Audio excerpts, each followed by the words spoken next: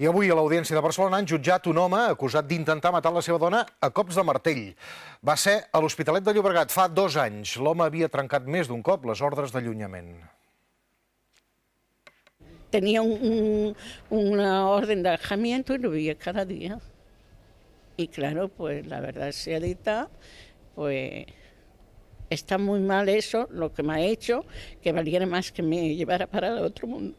Y está, que me llevara para el otro mundo y que no... És Amàlia Araujo, una altra víctima de la violència domèstica. Avui han jutjat el seu exmarit. Feia 6 mesos que estaven separats quan la va agredir en un carrer de l'Hospitalet i li va clavar cops de martell. L'acusat diu que no volia matar-la, però ja havia estat condemnat per una altra agressió i va incomplir diverses vegades l'ordre judicial d'allunyament.